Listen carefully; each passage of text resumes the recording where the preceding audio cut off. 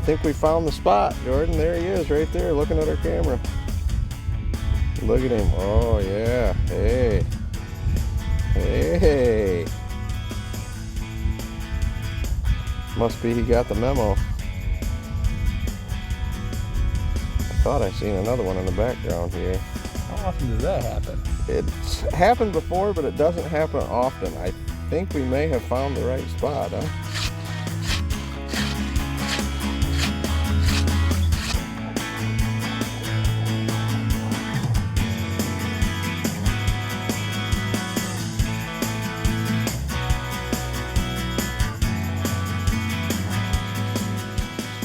Well, it's mid-January. We're back out here on the ice. I'm with Keith again. We're trying to spear a pike.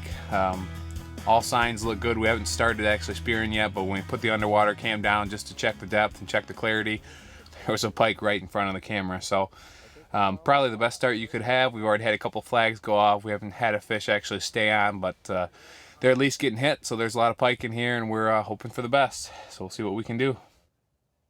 After checking a few flags, we finally got settled into the spearing shed, where it didn't take long at all for the action to start. Right there. That was a big fish, Jordan. Oh. Did you see him? I was just watching the underwater cam. That was over 30. Jordan, we weren't set up. We literally have not been in here 5 minutes. No. That was a big fish. Yeah, it was. Well, this particular spot we're at today, good friend of mine, Andy Thomas, turned me on to this, and what it is we're on a great big flat here, and in the center of this flat is a divot, almost like you think of a golf ball, and that divot is about 10 feet deep, and it's only about a 20-yard circle. And what's going on in that big divot is that there's just plumes of panfish, crappie and bluegill, hundreds, thousands of fish. All the way around it is this 3-foot shallow flat, and around the edges of the deep hole there's tall standing weeds. This is a pike's dream right here.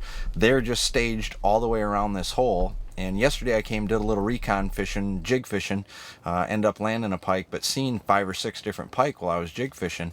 And these pike are just, as I moved around the hole, you know, searching for pike, they're just laying in wait on the edges of these tall weeds for these panfish.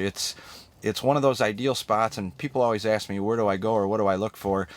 Drop-offs are great, no doubt about it, but if you can find a spot like this, kind of an oddity of what's going on, something going on under the water that's just totally different, totally unique to the body of water, it's always a great spot to set up on. And we've just seen fish after fish after fish today.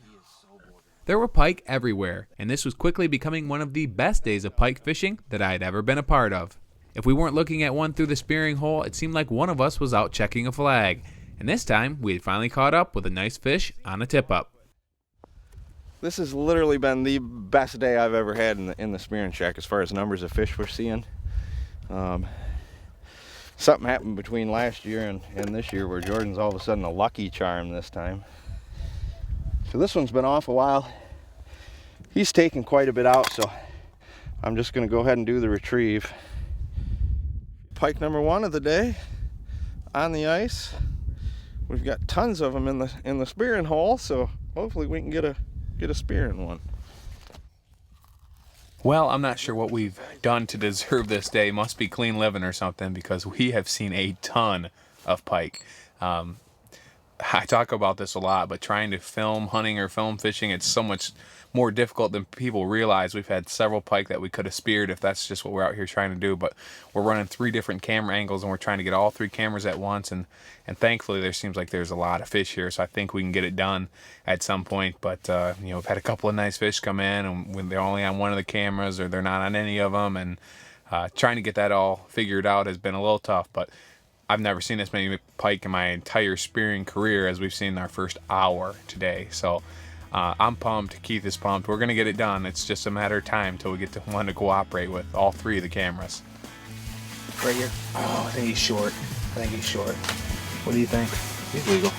He is? He's legal. He's legal. If you want him, take him. He's legal. What do you think? Up to you. We got plenty of fish, but he's 27, 28. If we can get him to come back in the center of the hole. He's 27, 28. I'll look at him in the underwater cam. He's definitely legal. If I can get him to turn around, I'll take him. Okay. Yeah, he's 5 pounds, 4 pounds. Just as I was starting to wonder if maybe we were being a little too picky about getting a fish on all 3 cameras, we had a nice fish show up in just the right spot. Oh, big one right below, right below, right below. He's telling, is that an underwater? Is that an underwater kid? Just his head is. You'll get him if you'll get him. Do you want me to wait for him to come out? I say take him, dude. Can't really see him right now. I say take him. I've got him on both feet. Take him, dude. Take him. Take him. You get him? That GoPro ain't working. It definitely, you can see how it got kicked up, that it GoPro grabbed a lot of water. That was a good fish. I know, it came out of nowhere. Yeah, that GoPro. It felt hard to throw, That too. GoPro ain't, as soon as you threw it, that spear went. Yeah. Well, I'm not sure what to say. I just missed my second pike on camera.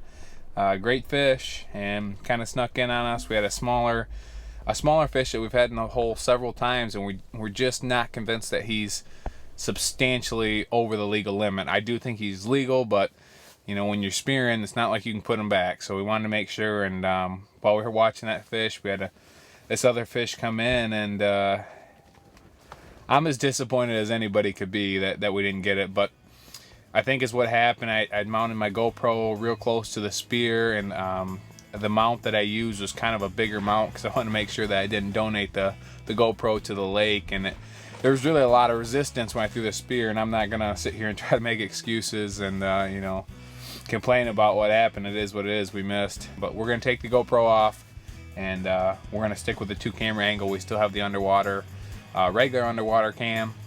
We'll be running the main camera as well, but I think we're gonna stick with 2, and hopefully we'll get lucky enough to have another one come by and line up with both cameras, and the stars and the moon align, and we can get a fish. We'll see what happens.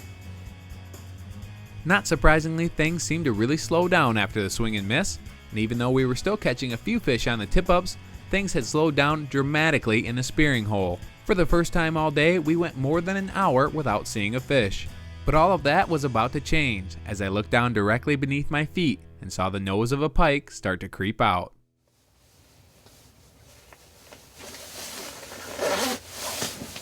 Here you go, here you go, here you go, here you go, here you go, here you go. Right there, big northern. Hurry up, George, hurry up, hit him. Hit him. That's a 40-inch northern, dude. That's a 40-inch fish. Yes, sir. Big pike, dude. 40-incher. Big pike. Yeah, buddy. 40-incher, baby. How fast did that happen? Yeah. Oh. Yeah, buddy. Good stick, too. How fast did that happen? Yeah, dude. He's every bit of 37. I bet he's pushing 40. He got it done. I don't believe it. He got it done. No 3 strikes. Solid fish too. Perfect shot on this one. He struggled pulling it out of the hole a little bit, but what a morning. We've seen so many fish. We had a nice one come in. We were trying some cute camera angles with the GoPro and had just I can't blame Jordan again for that first swing and a miss. It was, you could see the spear deflected, and then after that miss, we've sat an hour and a half without seeing a fish. We went from a fish in the hole nonstop to nothing.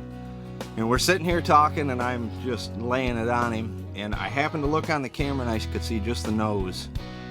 This is a hogfish. He's pushing 40. I'm gonna say we're gonna get 37 out of it anyway. Great first fish. Woo! Woo!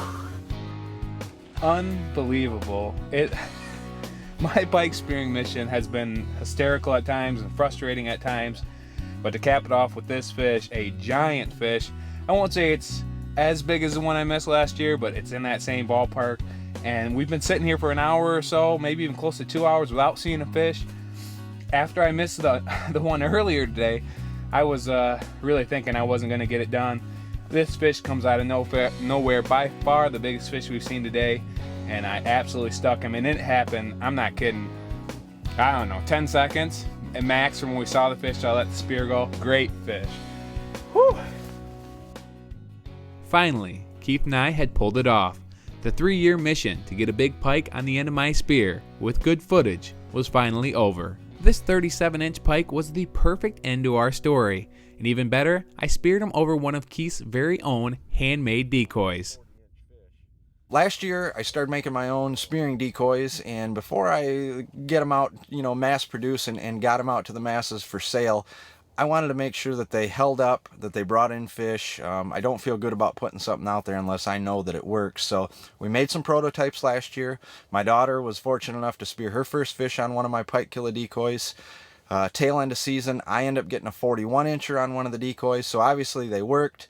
We took a look at them a few months later. They still held up great, so we did some mass production this year, and they have been just phenomenal this year. We've seen several fish over them today, and of course Jordan had the opportunity at the old Hog Daddy that came in on the 6-inch yellow perch and made it happen. So as I'm making these decoys, what I really take great pride and great joy in is, as I'm making each one, I'm thinking, what lake is this decoy going to be in? How many fish is this decoy going to bring in?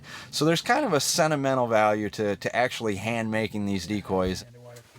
We spent the last hour or so trying to see if we could spear another pike, and although that didn't work out, we still had plenty of action. We just had this little pike killer lure sitting down there for that. I tell guys all the time, I always like to run a fake decoy, but some days they want the live bait, so we'll usually run both at the same time. And this guy came in, and of course he's a legal fish, but he's one of them borderline fish, so you practice the look and let go, Look at the gouges in the side of him. There's bigger fish in here, that's for sure. So, he's 24, 25 inches, but he's close, so you just do the look and let go thing, And before I could get the lure out of the water, he snatched right a hold of it. So, thanks for playing, man. You made it exciting. But yeah, we've been watching this one today, and he's one of them where we think he's legal, but we're not sure. He's definitely a legal fish, but better to be safe than sorry. We ended this trip just as we had started it, by checking flags. This had truly been one of the best days of pike fishing that I've ever been a part of, and to finally get it done with spear in hand was an incredible feeling.